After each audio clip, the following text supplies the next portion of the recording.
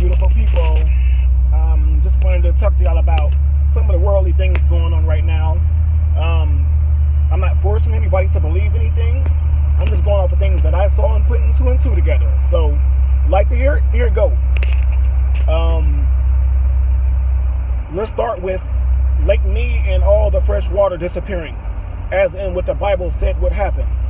The only undefeated book I've ever read. Water disappearing. Could it be that governments are busting under these water reservoirs, draining the water to a lower reservoir to protect the water from what we all see all over YouTube that's headed our way in space now, that second sun, which is also in the Bible, that I saw with my own eyes in 2013. It is now 2021, and it's way bigger, so that means it's a lot closer. That thing, when it gets close, that thing is our worst enemy. It's horrible. They say men's hearts will give it up. They knew what that was. That thing is supposed to turn our water bitter, maybe radiate it. I don't know what, but it's supposed to turn our water bitter. Maybe we're complaining when we should be grateful where the water is really going. Underground cities, even though that's not meant for us, not most of us anyway. Per the Georgia Guidestones, most of us are not meant to survive. Whatever this is coming. They don't want to tell us why the Georgia Guidestones is there, but they put up hundreds of satellites in space in the 70s to monitor this thing around the same time the Georgia Guidestones went up. So that's all connected, if you ask me. It's all connected, and they say that they don't want the human population to ever raise over 500 million again, for the sake of Earth's resources. So we don't, overshadow Earth's resources anymore. So they're counting on us being knocked back down. Just like any other civilization that got knocked back down. Dinosaurs, Egyptians, the Mayans, everybody who got knocked back down, and there's no clue to where they all went. There's no reason whole civilizations should come up missing and not a trace of them be anywhere. If you look at our civilization, don't you think if something happens that there should be at least a few of us that survives, and rebuilds and keeps humanity going? Well, imagine them. That's what they thought too. They have all kinds of, even in the Georgia Guidestones, there's a circle in the middle aiming upwards. I think it's supposed to be like a guide to let us know when it's time to act, because it'll be in the view of that, just like the Stonehenges and the pyramids aiming up in space at certain degrees and everything else. It's all like basically sundials and clocks and timers warning us about where things are going to be when things are hitting the fan.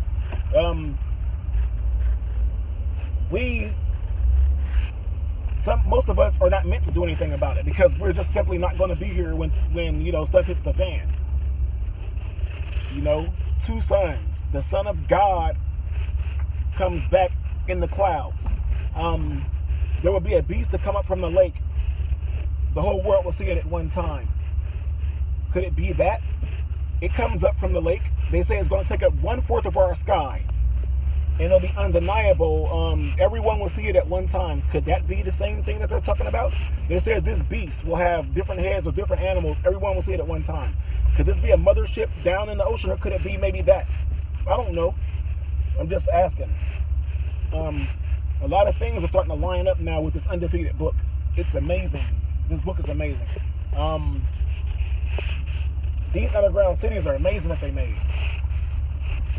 But they're taking enough people down to keep humanity going when this thing leaves. Let me give y'all a little play-by-play of what this whole solar system is. They call it Planet X, Planet 9, Nibiru, the Great Destroyer, far out, far, far out. There's a lot of names for it because so many civilizations have named it different things, because everybody have seen it. Basically, it's part of our solar system. It's our sun's twin. It comes back every 3,600 years, and we just so happen to be alive when it's coming back. It's a failed dwarf star that heats up and gets activated the closer it gets to our sun. So there will be not a dwarf star in our solar system, but two suns. Now, they're right now, as we speak, 2 weeks ago, I've seen videos of people in UK and Russia filming this thing around the same time the fire started. People don't want to put two and two together. The sun has help heating up our atmosphere, and that's where the fires are coming from. It's help. That thing is here now. Well, anyway, a woman put up a footage of this thing with a black, circle in front of, like a black big ball in front of it, which I think could be another planet that rotates around this thing, because it's supposed to have 5 planets or 7 planets with moons around some of them. Some people even say one of the planets are inhabited with our enemy or the people who made us to mine this place for gold. Who knows if that's all true. This whole thing is amazing. So anyway, when it comes back, it's slow right now, but the closer it gets to our sun, the faster it starts to come due to our sun's gravitation. The faster it speeds up and starts to swing around us. When it gets close to us, it's going to swing around very fast. So it's not going to hit us, but its effects are going to be, y'all ready? Earthquakes, tornadoes, tidal lock. Our planet won't spin for that time. It'll tidal lock towards it for at least a half an hour. Therefore, that quarter of a planet, that 1/3 of a planet that's facing towards it will be singed, like as if it was a drop meat on the grill and pick it back up real quick. That's how 1/3 of the planet is going to get done. Water ain't going to get the memo that we tidal locked, and it's going to flood a lot of coasts and drown and kill a lot of people. The air is going to be unbearable to breathe. The underground cities are going to wreak havoc too, due to the earthquakes, like I say. Then as it swings back out, we're going to get bombarded with Kuiper Belt rocks that it brought in with it. And as it shoots back out, we're going to pass through its tail, getting bombarded by them again. So that's twice we get bombarded by a bunch of meteors and random rocks. On the way back out, it's going to destroy and do a lot of things to other planets that we don't know about yet. We still have yet to see. Now, in the midst of all this, let me get this together. Let me get it together. It's going to swing back out. Planets, basically, they're knowing that it's coming back and that it's close right now, because planets are tilting. There's, some people who don't know nothing about space and how gravity works talk about, well, if our planets are tilting, how come we ain't falling? Not knowing that gravity holds you, that even if the planet is up straight for us, it's still tilted for China. They're still walking on the ground. They don't understand that no matter how the planets tilt, we won't see the effects of it. So all the planets are tilting, showing the effects of this big monster coming back in.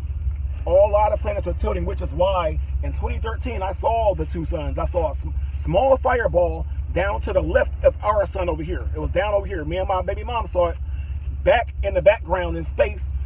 This side of it was flailing with just like fiery fire on this side. This side was kind of calm of it. It was like water was shooting, like fire was shooting out of a hole or something. I guess that's just the way, it was feeling that day. Maybe the sun's heat was heating that side up more than the other side or something. I don't know. It was clearly a sun, because planets hold a circle and they just get bright. This thing was shooting its own sources of fire out. It was definitely planet Nibiru. Not planet Nibiru, the dwarf star Nibiru. That was back then, like I said, it was real small. Nowadays, the pictures of it are most of the size of our sun. Now, this thing is smaller than our sun in size. It's smaller. It's the smaller sister of our sun, the failed dwarf planet. But that doesn't mean that when it gets close, it won't give us an image of a bigger sun than ours, because it's a lot closer. Well, anyway, it's supposed to pass between Earth and the sun. And that's supposed to be when it's going to do the most damage, when it passes between Earth and the sun. But it's going to be for a short amount of time. It's going to shoot past us. Now, they say if them planets are inhabited, those people who inhabit those planets are beings. That's when they come and visit us, when it's at its closest point. They stick around for a little while, and then they go back out to where they came from. And some actually stuck around in the past, is what they said. And some went back. We don't know what's going to happen this time around. But that's pretty much little details about this thing. I can't get into too many details right now because I'm driving, and then I just haven't really, this is all impromptu, I haven't really wrote any notes out or anything to tell y'all. But Planet 9 is the planet that is supposed to be inhabited. Nibiru is the sun that it circulates around, along with like 4 or 5 other planets or something like that. They all rotate around this thing. Now it's basically a whole solar system coming back. And as it's coming back, there are planets surrounding it. Think I'm lying? Go look up 2 suns on YouTube. You think 1,000 people just got bored and all wanted to make 2 boring suns in the sky at once? And then I'm telling you, I saw it with my own 2 eyes in 2013. You think I'm just making that up to go along with these fake videos? It's really out there, and NASA has to know it if I saw it with my own 2 eyes. So why aren't they telling us about it? Let's go back to the Georgia Guidestones. Them stones are there because it says there are too many people for Earth's resources. They need some of us to get knocked down. Just look up Georgia Guidestones and look at the rules on it. It's crazy. Nobody knows who put it there because it wasn't meant for anybody to know who put it there. Every other civilization has warned their people and us about this thing coming back. How come we're keeping it a secret from the next civilization? We are the most selfish civilization out of all. All civilizations have warned the next about it. That's why you find it in rocks engraved in walls. Because rocks engraved in walls and things like that outlast anything else. So they knew that would be the only way to get the message to us. Now, where's our warning at? It's not in the Georgia Guidestones. I don't even see anything where we've told the next civilization about this. It's because we're too selfish and busy trying not to warn our own people about it. Because then we'll know what's going on and we'll be looking for the government to help us out, and maybe too many people will survive. So because of that, they don't want to let the next civilization who may flourish know about this. Very selfish if you ask me. Anyway, I don't care. I don't need NASA news or no YouTube video to tell me it's there. I saw it on my own 2 eyes, and so did my son's mom. Okay? So I don't need anyone to tell me about it. It's there. And it's close now. I don't know about y'all, but my lungs are sensitive, and I can tell it's getting harder to breathe. And I know they're saying that fires, it's a lot of carbon emission being released into the air and stuff. But I was feeling it before the fires. That a deep breath of air just wasn't quite good enough for me. I've been feeling that. So I'm starting to contribute that to also the sun. The second sun coming back in. Like I say, just heating our air up and different things like that. There's a lot of effects this thing is going to give us. A lot of effects. Is there anything we can do about it? No. But you can save yourself and your family by getting as deep underground as you possibly can, building a bunker, and getting as deep underground as you can. Hell, the government don't want to tell y'all about it? All right, I'll tell y'all about it. Get deep underground as far as y'all can with bunkers to survive at least the initial blast, and make sure that y'all get off of any coasts. At least like 200 miles in from any coast. Do that for y'all families. And then build a bunker somewhere in there. And you may be one to emerge from, the horror that's about to take place. It's a beautiful show going on out there, y'all. And they blocking it out with these chemtrails. They're trying to keep us from seeing it, but they keep failing because we keep coming up with videos of it anyway. I recorded mine also, but the other sun was so small, when I zoomed in, you can still barely see it. And I ain't going to say what happened to that phone.